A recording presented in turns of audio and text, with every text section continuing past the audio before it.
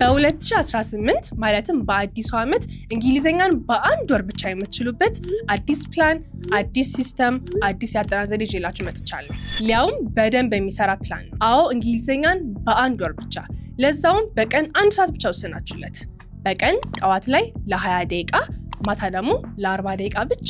ይገባኛል በዚህ ሰዓት አእምሯችሁ ስትመለስ ያለው ቃል በተደጋጋሚ ሶሻል ሚዲያ ላይ የምትሰማት እንግሊዘኛን በ1 ወር፣ በ2 ወር፣ በ3 ወር፣ በ6 ወር የሚባል ተመሳሳይ ቃላት ናቸው። እውነት ለመናገር አብዛኞቹ ስህ አይደሉም፣ ልክ ናቸው።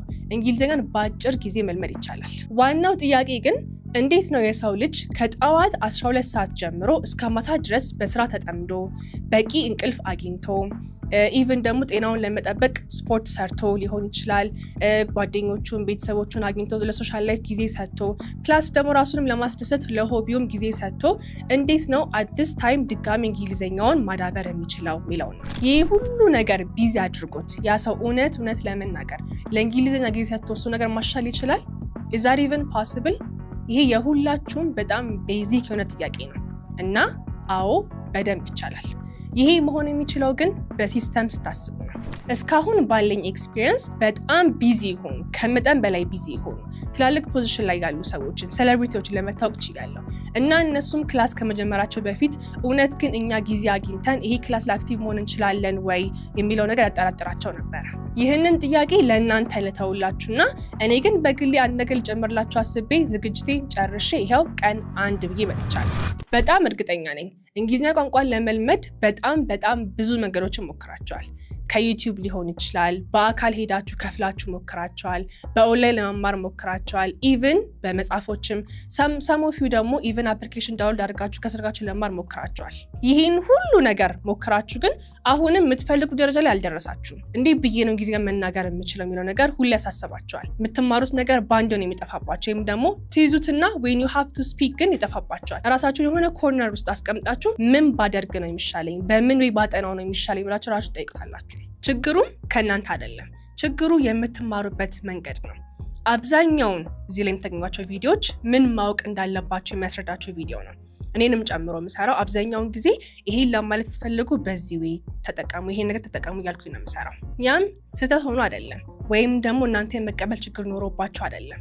እንግሊዝኛ እስካሁን ድረስ ማውራት ያልቻላችሁበት ምክንያት ጎል እንጂ ሲስተም ሳይላችሁ ነው። አይ ነው ምን ነክቷት ነው እያላችሁ ነው። ምክንያቱም ከዚህ በፊት ጎል ይቀድማል ብዬ ብዙ መንገዶችን አሳይቻችሁ ነበረ። ግን ተሞክሮ ወይም አፕላይ ተደርጎ ቶሎ ለውጥ የማያመጣ ፕላን መቀየር አለበትና አሁን በአዲስ መንገድ በአዲስ ፕላን ለ1 ወር ብቻ የምትጠቀሙትን ሲስተም ይዤላችሁ መጥቻለሁ። ልብ በሉ ሲስተም ነው ይዤላችሁ የመጣሁት። ከዛሬ ጀምረን ለ30 ቀናት በተከታታይ 30 ቀናት እንግሊዝኛ ብቻ ሳይሆን የምትማሩት ዴይሊ ፕላናችሁ ላይ ራሱ ሲስተም ጨምረንበት እንዴት ብላችሁ እንግሊዝኛ መልመድ እንደምትችሉ ፕላን ዲዛይን እናደርጋለን አንድ ላይ። ልብ በሉ ለጠዋት 20 ደቂቃ ብቻ፣ ለማታ ደግሞ 40 ደቂቃ ብቻ። ይህንን ሲስተም ስቴፕ ባይ ስቴፕ ምንም ቀን ሳትዘሉ ለ30 ቀን በደንብ አፕላይ ካረጋችሁት ከነበራችሁት ሌቭል 1 ከፍ ትላላችሁ።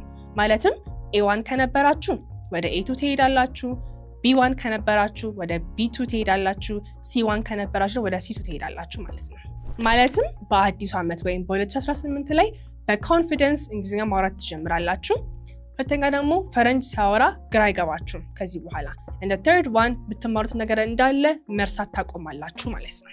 ምክንያቱም እንደሌላው ጊዜ ደብተርና እስክሪብቶ ይዛችሁ እየጻፋችሁ ተከታተሉላችሁ አይደል የመጣሁት። ኦኬ ተማሪዎች ላይ በደንብ አፕላይ አድርጌው በደንብ ይሰራልኝን ሲስተም ለእያንዳንዳችሁ ቢውልድ ላደርግ ነው የመጣሁት። ጥያቄው ዝግጁ ናችሁ ወይ ነው። ዝግጁ ከሆናችሁ ወደ ክፍል 1 እንገባለን ማለት ነው። ከዛ በፊት ግን ይሄ ፕላኔት ነው የሚሰራ ልንገራችሁ። እንደነገርኳችሁ ለ30 ቀን ነው አፕላይ የምታረጉት። እኔ ግን 12 ክፍል ነው የምለቅላችሁ በቪዲዮ ማለት ነው። የመጀመሪያው ክፍል እና ቀጣይና ሶስቱ ክፍሎች የመጀመሪያውን ሳምንት ምን ማድረግ እንዳለባችሁ በደንብ ይነግራችኋል።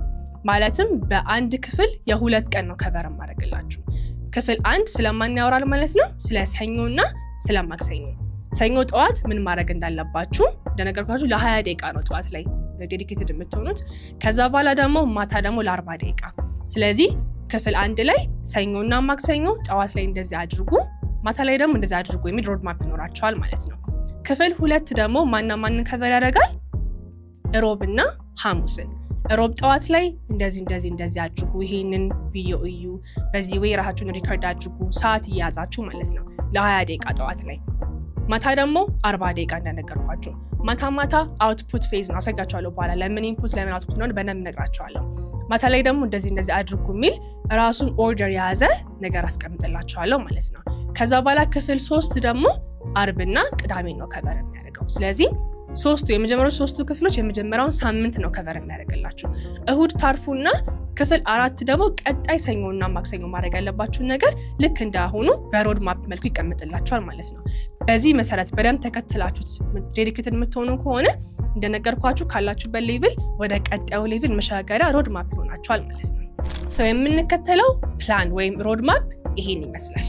እዚህ ጋር የምታዩት ማለት ነው። ይሄኛው ማፕ ተከትለን ነው ለዚህ ለ30 ቀን ያለ ምንም ስኪፕ ዴይ ኦፍ ኮርስ እሁድ እናርፋለን።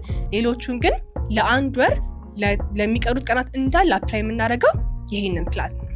ፕላስ ደግሞ በፕላኔ ላይ ብዙ ሪሶርሶች አሉ ማለት ይሄንን ቪዲዮ እዩ ላችኋለሁ፣ ይሄን ኦዲዮ ስሙ ላችኋለሁ፣ ይሄንን ነገር አንብቡ፣ ይሄን ሙቪ እዩ ብዬ ብዙ ነገር ሪከመንድ ስለማረጋችሁ ለሱ እንዲሆን ደግሞ ሌላ ቻናል ከፍቼላችኋለሁ፣ ግሩፕ ከፍቼላችኋለሁ።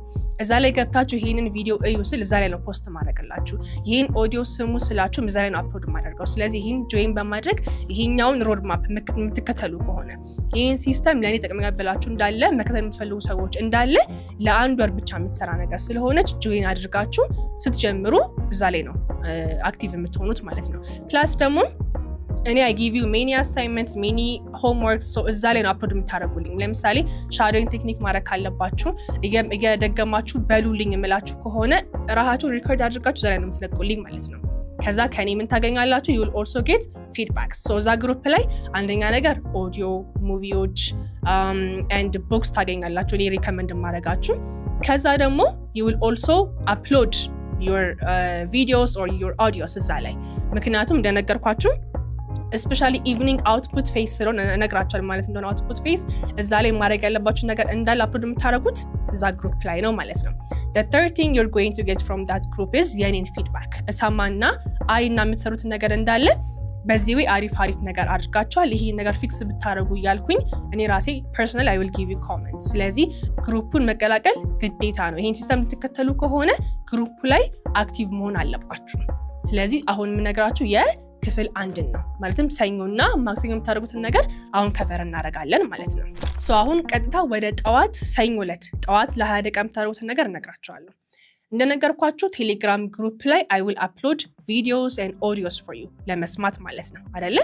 ስለዚህ የምናደርገው ለ5 ደቂቃ የምትቆይ የ5 ደቂቃ ብቻ ማለት ነው ሾርት የሆነች ቪዲዮ ዛሬ አፕሎድ አደርግላችኋለሁ። እሱን ታያላችሁ። መጀመሪያ ዝም ብላችሁ ነው የምታዩት። ኦኬ it's just 5 minutes ከ20 ደቂቃው ላይ 5 ደቂቃውን በዛ ነው የምታጠፉት ማለት ነው። you will listen attentively ታያላችሁ you will see their reaction and everything 5 ደቂቃው በዛ አለቀ ማለት ነው። ይሄ ማለት ኢንፑት ፌዝ ማለት ነው።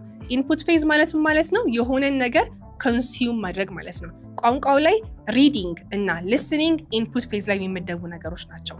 ማንበብና ማዳመጥ ማለት ነው። ኦኬ ስለዚህ በደንብ ጆሮአችሁ ይሰራል እዚህ ጋር በደንብ ታያላችሁ። ኦኬ ፕላስ ደግሞ ጠዋት ነው ለምንድነው ኢንፑትን ጠዋት ያደረግነው? ፍሬሽ ማይንድ ነው ያላችሁ ገና ለሊቱ ሙሉ ተኝታችሁ ነው ያደራችሁት። ስለዚህ ፍሬሽ ማይንድ ላይ ነው ያላችሁት ምንም አልደከማችሁም you're good to go። ስለዚህ 20 ደቂቃዋን የሆነ ነገር ለመማር ብትጠቀሙበት በጣም ፐርፌክት ነው የሚሆነው። ያ ነገር ላይ በጣም ኢፌክቲቭ ሆናችሁ በደንብ አንደርስታንድ አድርጋችሁት ነው ወደ ቀናችሁ የምትሄዱት። 21 ደቂቃ 5 ደቂቃ የምናደርግንባት ሙቪ ያየንባት ማለት ነው። ከዛ ግን ተደግምታላችሁ አንዴ። ኦኬ you will watch it 2 times በደንብ ካያችሁት በኋላ 10 ደቂቃችሁን በዛ ዴዲኬት ያደረጋችሁት ማለት ነው። the video I will post for you is only 5 minutes long ያና 5 minutes long የሆነ ሙቪ ሁለቴ ስታዩት 10 ደቂቃው አለቀ ማለት ነው። ከዛ በኋላ ምንድነው የምታደርጉት? ቀጣይ ልትደግሙት ስትሉ ግን ምን ታደርጋላችሁ? ፖዝ እያደረጋችሁ የሚለው ነገር ትደግማላችሁ። ለምሳሌ አሁን ያ ሰው hi my name is ሂንደ ካለ እናንተም ፖዝ ታደርጉና hi my name is ሂንደ ትላላችሁ። ድጋሚ ያወራል አይደለም? I'm a teacher pause yes I am a teacher ትላላችሁ ማለት ነው። ይሄ ምን ይባላል? ሻዶዊንግ ቴክኒክ ይባላል። ይሄ በጣም ኢምፖርታንት የሆነ ነገር ነው።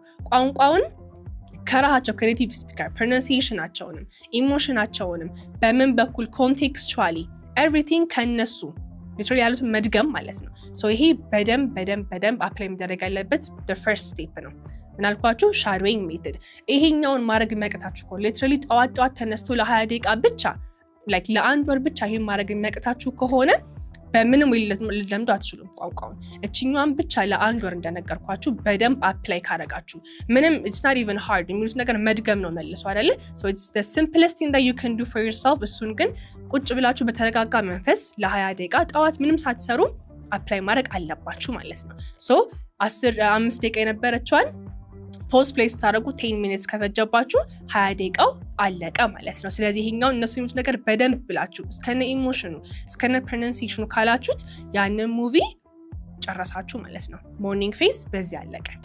አሁን ደግሞ ኢቭኒንግ ላይ እንገባለን። ኦኬ ሶ ሁላችንም ማታ ላይ ምንድነው የምናደርገው? ስክሮል እናደርጋለን አይደለ? either ቲክቶክ ላይ or ዩቲዩብ ላይ ከሆነ actually it's better if you're watching የሆነ ኤጁኬሽናል ነገሮች ያያችሁ ከሆነ it's good። ግን ከዛ ታይም ላይ 40 ደቂቃ ብቻ ቀንሳችሁ ለዚህ ሲስተም ስጡት። ምንድነው የምናደርገው? ለ40 ደቂቃ ደግሞ አውትፑት ፌዝ ይሆናል ማለት ነው። አውትፑት ፌዝ ማለት ምን ማለት ነው? ፕራክቲስ የምናደርግበት ታይም ነው። እዚች ጋር እንተዋወቃለን። አይ ነው ፕራክቲስ ማድረግ ሰው ፊት በጣም ነው የሚያስፈራው። ስለዚህ ትንሽ ፕራይቬት ያስፈልጋቸዋል ማለት ነው። ሜቢ ሰው ሳሎን ከነበረ ወደ መኝታ ቤት ግቡ፣ መኝታ ቤት ከነበረ ወደ ሳሎን ኦር ደግሞ ሽንት ቤት ራሱ only for 40 minutes ኦኬ። ለ40 ደቂቃ ማንም ሰው ምንም ኢንተራፕት ሳያረጋችሁ ይሄ ሰውዬ ሊያርመኝ ነው ሳትሉ እራሳችሁን ብቻ ችላችሁ የምትላምር ቦታ ይኖራችሁና እዛ ግን 40 ደቂቃ ቁጭ ብላችሁ አሁን በሉ ምላችሁን ትላላችሁ ማለት ነው። ኦኬ ሶ ምክንያቱም የማታው ምድር ብያችኋል አውትፑት ፌዝ ነው። አውትፑት ደግሞ ፕራክቲስ የምታደርጉበት የምታወሩበት ኦኬ የምትጽፉበት ታይም ነው። መጻፍ አያስፈራም። ኦብቪየስሊ እንዲህ ብላችሁ መጻፍ ትችላላችሁ። ማውራት ሲሆን ግን you need to speak up ሰው ይሰማችኋል አይደለ? ለዛ ነው ፕራይቬት ያስፈልጋችኋል እምላችሁ። if you're confident ግን do it in front of people, it doesn't matter። so ማታ ግን ለ40 ደቂቃ ጽሁፍና ንግግር ነው ፕራክቲስ የምታደርጉት ማለት ነው። so ማድረግ ያለባችሁ ነገር ልንገራችሁ። የመጀመሪያው ጠዋት ያያችሁት ቪዲዮ አለ አይደለ? ዳያሎግ ሊሆን ይችላል ሜቢ ያስቀመጥኩላችሁ or ደግሞ just የሆነ ሰው ያወራ ሞኖሎግ ሊሆን ይችላል or ደግሞ ዝም ብሎ ሙቪ ሊሆን ይችላል። እሱን ሙቪ or እሱን ዳያሎግ or እሱን ሞኖሎግ መናገር መልሶ ማየት አይጠበቅባችሁም። አይቻልም ማየት፣ እንደውም እያስታወሱ ነው ሪከርድ ማድረግ ያለባችሁ። ለምሳሌ the movie I watched in the morning there were two people and then they were talking ይጋላችሁ እሱን ነገር ናሬት ማድረግ። ከዛ በኋላ ምን ማድረግ አለባችሁ? ሪከርድ ማድረግ አለባችሁ obviously because you have to send it to me ከፈለጋችሁ ማለት ነው። because እኔ ጋር ከላካችሁ እንደነገርኳችሁ I will give you feedbacks ይሄን እዚህ ጋር ጥሩ አድርገሃል እዚህ ጋር ደግሞ ስህተት ነበር የሚለውን ነገር ስለምነግራችሁ if you can send it to me if not ደግሞ ራችሁ ጋር just ዶክመንት ማድረግ ትችላላችሁ፣ ችግር የለውም። ዋናው ፎከስ ማድረግ ያለባችሁ ነገር ሪከርድ አድርጋችሁ ራችሁ ጋር ዶክመንት ማድረጋችሁ ነው። ምክንያቱም ኢማጂን አሁን like a year from now or ደግሞ 2 years from now ቆንጆ ከሆነ ባለንጊዜያችሁ ስትደምጡትም የመጣችሁበትን ስቴፕ ሪኮግናይዝ ታደርጋላችሁ። እሱ ነገር ለእናንተም ለጀርኒያችሁም ጥሩ ነው። ኢቨን ዛሬ ያልኩትን ነገር ሪከርድ አድርጌ ነገ ትንሽ ኖሌጅ ጨምሬበት ስሰማው ይህን ነገር ጋር ኢምፕሩቭ አድርጌያለሁ so that's good more encouragement ነው የሚሆነው more motivation ነው የሚሆነው። ስለዚህ የማንም ቫሊዴሽን አያስፈልጋችሁም። ራሳችሁን ግን ከዚህ ተነስቼ ወደዚህ መጥቻለሁ የሚለውን ነገር ዶክመንት ለማድረግ ሪከርድትና አስቀምጡ ራሳችሁ ጋር ማለት ነው። that is the first thing that you have to do። ሪቴል እያረጋችሁ ያንን ስቶሪ ወይ ያንን ሞኖሎግ ሪከርድ ታደርጋላችሁ እያወራችሁ ማለት ነው። the second thing that you have to do ደግሞ መጻፍም አለባችሁ ብያችሁ የለ the two output phase are speaking and also writing። so ምጽፉት ደግሞ ምንድነው maybe monologue ላይ ሊሆን ይችላል or ደግሞ dialogue ላይ ሊሆን ይችላል። like the same thing happen ካረገ in your life እሱን መጻፍ ይሆናል። ለምሳሌ አሁን if the monologue is about work ስለ ስራ ከሆነ or ስለ friendship ከሆነ or ስለ relationship ከሆነ ያንን ነገር if that happened in your life እሱን ነገር እንደ ስቶሪ አድርጎ መጻፍ ሊሆን ይችላል ማለት ነው። እሱንም take a picture and document it okay maybe like my journey ብላችሁ የሆነ ፎልደር ጨምራችሁ እሱ ጋር በቃ የእናንተ ጀርኒ ይሆናል የእናንተ ሂደት ይሆናል ማለት ነው። እሱን በኋላ በጣም ቆንጆ ሆኖ እንግሊዝኛ ተሻሽላችሁ ታዳምጡት በጣም ለእናንተ ሳቲስፋክሽን ነው የሚሆነው። በዚህ መልኩ ዶክመንት ለማድረግ ሞክሩ። ከዛም በኋላ read your paragraph okay out loud አድርጋችሁ አንብቡት። ከጻፋችሁ በኋላ you need to read it out loud። ከዛ በኋላ ተሰሙታላችሁ where is my mistake maybe if you're aware of the mistake ድጋሜ ትንትላላችሁ ማለት ነው። እንደነገርኳችሁ ለ40 ደቂቃ ነው። ይሄኛውን መጻፍ ሊሆን ይችላል ድጋሜ ሪቴል ማድረግ ሊሆን ይችላል። ብቻ 20 minutes መድቡለትና 20 ደቂቃ ሪከርድ ለማድረግ ስታወሩ and 20 minutes ደግሞ ለራይቲንግ ይሆናል ማለት ነው። ሶ የእናንተ day 1 ወይም ሰኞ ላይ እነኚህ ነው የምታደርጉት። 1 ሰዓት ነው የምደባችሁት ልብ አድርጉ። ኦኬ ማክሰኞ ደግሞ ይሄን ራሱ ነው የምታደርጉት፣ ግን ትንሽ ከበድ የሚል ቪዲዮ ነው ማስቀምጥላችሁ። ሰኞ ላይ maybe 5 minutes 3 to 5 minutes long የሆነ ቪዲዮ ነው ማስቀምጥላችሁ። ማክሰኞ ላይ ግን it could be 15 or ደግሞ it could be 12 ደቂቃ or ከዛ ትንሽ ከፍ የሚል ደቂቃ ነው ማስቀምጥላችሁ። ምክንያቱም ቀን 1ን በዚህ መልኩ ከተወጣችሁት ቀን 2 ደግሞ ትንሽ ከፍ ያለ ነገር ማግኘት አለባችሁ። ሶ እሱን አስቀምጥላችኋለሁ። የምታደርጉት ነገር ግን the same thing ነው። ጠዋት ላይ ሻዶው ሜተድን ፕራክቲስ ታደርጋላችሁ፣ ትሰሙትና ከነሱ እኩል ፖስት ፕሌይ ያደርጋችሁ ድጋሚ ትሉታላችሁ። ማታ ላይ ደግሞ የሰማችሁትን ወይም ያያችሁትን ሙቪ ሪቴል ታደርጋላችሁ፣ ራሳችሁን ሪከርድ እያደረጋችሁ ከዛ ደግሞ ትጽፋላችሁ። ይሄ ነገር በእናንተ ላይፍ ሀፕን ካደረገ ወይም እንደዚህ አይነት ሲቹዌሽን ካላችሁ እናንተ ላይፍ ላይ ትጽፋላችሁ እሱን ማለት ነው። ስለዚህ አሁን በዚህ ቪዲዮ ሰኞና ማክሰኞ ምንን ማድረግ እንዳለባችሁ ከቨር አድርገናል። እንደነገርኳችሁ ይሄን ቻሌንጅ ቴክ ኢት ሲሪየስሊ 1 ወር ብቻ ለ1 ሰዓት ብቻ። ኦኬ ይሄ ሞቲቬት ሊያደርጋችሁ ይገባል። ይሄ ሞቲቬት ካላደረጋችሁ I don't know what will motivate you. just 1 ወር ብቻ ስጡኝ እና በቀንም 1 ሰዓት ብቻ ተጠቀሙ ለራሳችሁ። ይሄንን you owe it to yourself በደንብ ትፈልጉታላችሁ ጊዜውን። ስለዚህ ይሄን አፕላይ ማድረግ አለባችሁ። ቀጣይ ቪዲዮ ላይ ደግሞ ስለ ሮብና ሐሙስ ጠዋት 20 ደቂቃ እንደተለመደው ማታ ደግሞ 40 ደቂቃ ምን ማድረግ እንደምትችሉ በሮድ ማፕ መልክ አስቀምጥላችኋለሁ። ኤቭሪ ስቴፕ በደንብ ፎሎ አድርጉ። ምንም ቺት ዴይ ለምንም እናቆምበት ቀን የለም። እሁድ ብቻ ታርፋላችሁ። እሁድም ስታርፉ ዝም ብሎ ማረፍ ሳይሆን ሙቪ ማየት አለባችሁ። if you are the kind of person who listen to music you have to listen to music። በደንብ ይሄን ወር ኢመርስ አድርጉ ራሳችሁን እንግሊዝኛ ላይ። ከዛ በኋላ you will see a big difference። so ቀጣይ ላይ ሮብና ሐሙስ ምን ማድረግ እንዳለባችሁ ይዤላችሁ እመጣለሁ። in the meantime ይሄን በደንብ ፕራክቲስ አድርጉት። ቴሌግራም ላይ በደንብ አክቲቭ ሁኑ። and if you want to learn online or face to face please give me a call. bye። ቆይ እስካሁን እዚህ ድረስ ካላችሁ እናንተ ቆርጣችኋል ማለት ነው። እናም እመኑኝ ይሄን 12 ቪዲዮ እንዳለ ጨረሳችሁ ለወር ሙሉ ዴዲኬትድ ሆኑና በጣም ቴንክ ዩ ነው የምትሉኝ because I am sure I guarantee you if you follow this every step ትቀየራላችሁ። I promise you። እና እናንተን መለየት ስለምፈልግ እስካሁን ድረስ ቁጭ ያላችሁ ሰዎች መለየት ስለምፈልግ እስቲ ኮሜንት ላይ ቻው በሉኝ። I will see እና እናንተ ጨርሳችኋል ቪዲዮ ማለት ነው። ኮሜንት ላይ ቻው በሉኝ። bye።